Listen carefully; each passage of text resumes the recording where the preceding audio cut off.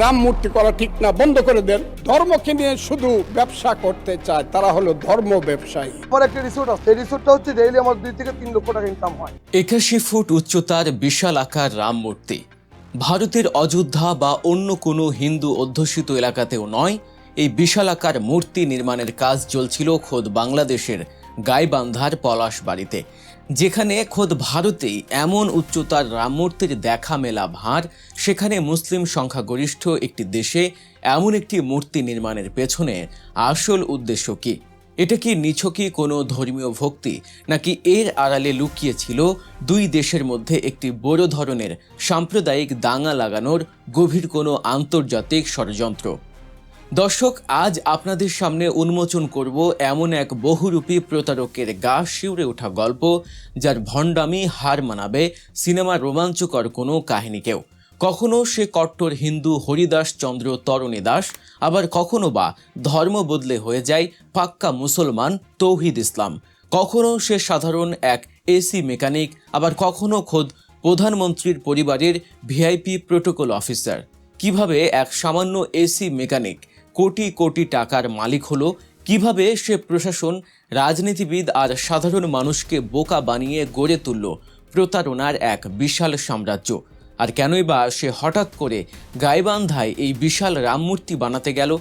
সব রহস্যের জট খুলবে আজকের এই ভিডিওতে, তাই না টেনে ভিডিওটি শেষ পর্যন্ত দেখার অনুরোধ রইল। গল্পের শুরুটা হয় আজ থেকে বেশ কয়েক বছর আগে। গাইবান্ধার পলাশবাড়ির এক সাধারণ কিশোর হরিদাস চন্দ্র তরণী দাস 6ষ্ঠ শ্রেণীতে পড়ার সময় হঠাৎ করেই সে অবৈধভাবে সীমান্ত পেরিয়ে পাড়ি জমায় পার্শ্ববর্তী দেশ ভারতে।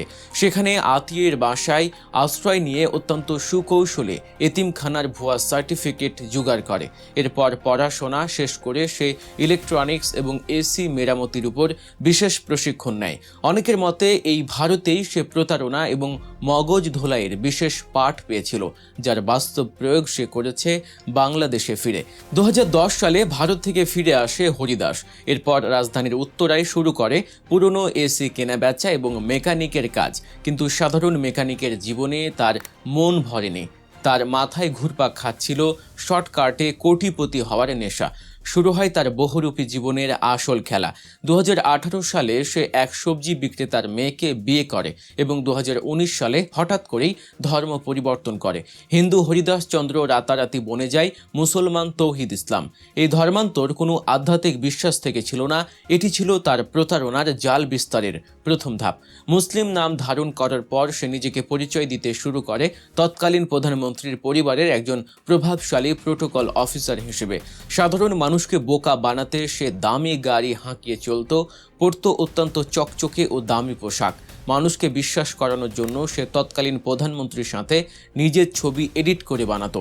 এমনকি প্রভাবশালী ব্যক্তি, মন্ত্রী বা নেতাদের সাথে তার ঘনিষ্ঠ সম্পর্ক আছে তা প্রমাণ করতে সে নিজের ফোনে ভুয়া কল রেকর্ড করে রাখত এবং মানুষের সামনে সেই রেকর্ড বাজিয়ে শোনাতো। তার এই ভিআইপি প্রতারণার ফাঁদে পা দেয় স্থানীয় অসংখ্য রাজনীতিবিদ, ব্যবসায়ী এবং চাকরি প্রত্যাশী মানুষ। সরকারি চাকরিতে নিয়োগ, বদলি, প্রমোশন এবং বড় বড় সরকারি কাজে টেন্ডার পাইয়ে দেওয়ার নাম করে সে এক একজনের কাছ থেকে হাতিয়ে নিতে থাকে লাখ লাখ টাকা। 2014 সাল থেকেই মূলত সে এই প্রতারণা করে আসছিল। র্যাবের তথ্য মতে এই ভুয়া পরিচয় ব্যবহার করে সে শতাধিক ব্যক্তির কাছ থেকে কয়েক কোটি টাকা আত্মসাৎ করেছে। প্রতারণার এই কাঁচা টাকা হালাল করার জন্য হরিদাস ওরফে তৌহিদ ইসলাম শুরু করে আরেক কুটচাল। শ্বশুরের পরিচয়ে সে ময়মনসিংহের ফুলবাড়িয়া এলাকায় প্রায় 1 বিঘা জমি কেনে। সেখানে 2019 সাল থেকে শুরু করে Paris swimming pool entertainment park নামের এক বিশাল রিসোর্টের কাজ। 2020 সালের মধ্যে প্রায় 3 কোটি টাকা ব্যয় করে সে এই রিসোর্ট দাঁড় করায় এবং 2021 সালে তা দর্শনার্থীদের জন্য উন্মুক্ত করে দেয়। মজার ব্যাপার হলো, এই রিসোর্ট নির্মাণের জন্য যারা তাকে লাখ লাখ টাকা ধার বা বিনিয়োগ হিসেবে দিয়েছিল, তাদের কাউকে সে কোনো বৈধ লেনদেনের রসিদ দেয়নি। কিন্তু এত কিছুর পরও হরিদাসের উচ্চাকাঙ্ক্ষা থামেনি। সে বুঝতে পেরেছিল শুধু ভিআইপি পরিচয় দিয়ে বেশি দিন টিকে থাকা যাবে না, তাই সে আবার ফিরে যায় নিজের শেকড়ে, তবে এবার আরও ভয়ঙ্কর রূপ নিয়ে। সে পুনরায় তার হিন্দু পরিচয়ে ফিরে আসে এবং গাইবান্ধার পলাশ বাড়িতে নিজের বাড়িতে শুরু করে 81 ফুট উচ্চতার এক বিশাল রাম মূর্তি নির্মাণের কাজ। দর্শক, একটু গভীরভাবে চিন্তা করলেই বুঝতে পারবেন এই মূর্তি নির্মাণের পেছনে আসল রহস্য। বাংলাদেশ একটি মুসলিম সংখ্যাগরিষ্ঠ দেশ। এখানে হঠাৎ করে কোনো পূর্বা অনুমতি বা যৌক্তিক কারণ ছাড়াই 81 ফুট উচ্চতার একটি রাম মূর্তি নির্মাণ করাটা স্পষ্টতই একটি উস্কানিমূলক কাজ। যেখানে খোদ ভারতেই এমন বিশাল আকার মূর্তি নিয়ে নানা বিতর্ক রয়েছে, সেখানে বাংলাদেশের মতো একটি দেশে এমন কাজ মানেই সাধারণ মুসলিমদের আবেগ ও অনুভূতিতে আঘাত হানা। বিশ্লেষকদের মতে এটি কোনো সাধারণ ধর্মীয় কাজ ছিল না, এটি ছিল ভারত থেকে প্রশিক্ষণপ্রাপ্ত হরিদাসের একটি সুদূর প্রসারী ষড়যন্ত্র।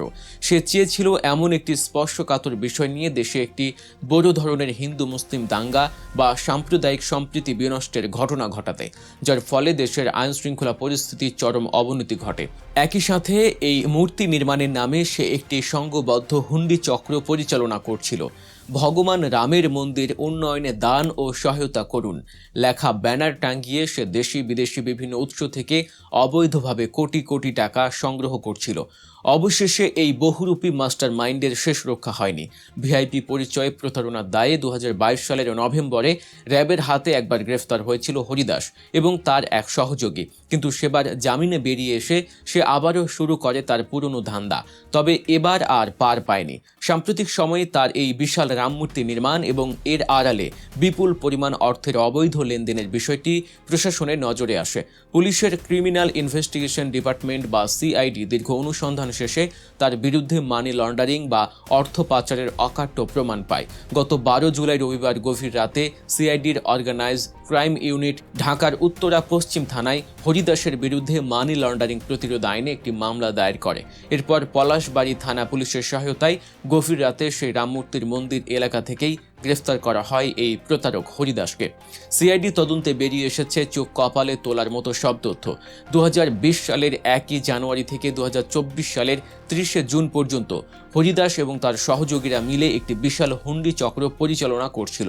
সিআইডি জানতে পেরেছে হরিদাসের নামে থাকা 5টি ব্যাংক অ্যাকাউন্ট এবং বিকাশ, নগদ ও রকেটের মতো 4টি মোবাইল ফাইন্যান্সিয়াল সার্ভিস অ্যাকাউন্টে সন্দেহজনক উৎস থেকে মোট 9,35,32,451 টাকা জমা হয়েছে, অথচ তার কোনো বৈধ আয়ের উৎসই ছিল না। এসি মেকানিক বা সবজি বিক্রেতা জামাইয়ের অ্যাকাউন্টে এত টাকা কোথা থেকে এলো? সিআইডির মতে এই বিপুল পরিমাণ অর্থ হুন্ডি কার্যক্রম এবং অবৈধ প্রতারণার মাধ্যমেই অর্জিত। এই অর্থ দিয়ে সে নিজের এবং অন্যের নামে বিপুল স্থাবর ও অস্থাবর সম্পদ গড়ে তুলেছে। একজন মানুষ কতটা ধূর্ত হলে নিজের স্বার্থের জন্য ধর্মকে এভাবে ব্যবহার করতে পারে? কখনো হিন্দু কখনো মুসলিম সেজে সে শুধু মানুষের বিশ্বাস নিয়েই খেলেননি, বরং দেশের সাম্প্রদায়িক সম্প্রীতিতে এক চরম হুমকির মুখে ঠেলে দিয়েছে। বিদেশি ইন্ধনে দেশের মাটিতে অরাজকতা সৃষ্টির যে নীল নকশা সে এঁকেছিল, প্রশাসনের কঠোর হস্তক্ষেপে তা আজ ধূলিসাৎ হয়েছে। এখন সে শ্রীঘরে বসে তার কৃতকর্মের ফল ভোগ করছে। দর্শক, হরিদাসের এই ঘটনা আমাদের চোখে আঙুল দিয়ে দেখিয়ে দেয় যে আমাদের সমাজে এখনও এমন অনেক বহুরূপী লুকিয়ে আছে যারা ধর্ম এবং ক্ষমতার নাম ভাঙিয়ে সাধারণ মানুষকে প্রতিনিয়ত ঠগিয়ে যাচ্ছে। ভিআইপি পরিচয় দিলেই অন্ধভাবে কাউকে বিশ্বাস করা বা টাকা লেনদেন করাটা কতটা বোকামি তা এই ঘটনা থেকে আমাদের শিক্ষা নেওয়া উচিত। সেই সাথে ধর্মীয় অনুভূতিকে পুঁজি করে কেউ যাতে কোনো প্রকার উস্কানি বা দাঙ্গা সৃষ্টি করতে না পারে সে বিষয়ে আমাদের সবাইকে সচেতন থাকতে হবে। হরিদাস চন্দ্র ওরফে তৌহিদ ইসলামের এই অভাবনীয় প্রতারণা এবং সাম্প্রদায়িক উস্কানির অপচেষ্টা নিয়ে আপনাদের কি মতামত কমেন্ট করে অবশ্যই জানাবেন। দেশের রাজনীতি, অপরাধ জগৎ এবং দেশ বিদেশের এমন আরও সব বিশ্লেষণ ধর্মী ও চাঞ্চল্যকর খবর পেতে এখনই সাবস্ক্রাইব করুন গল্প নিউজ চ্যানেলটি। ভালো থাকবেন, সচেতন থাকবেন। আল্লাহ হাফেজ।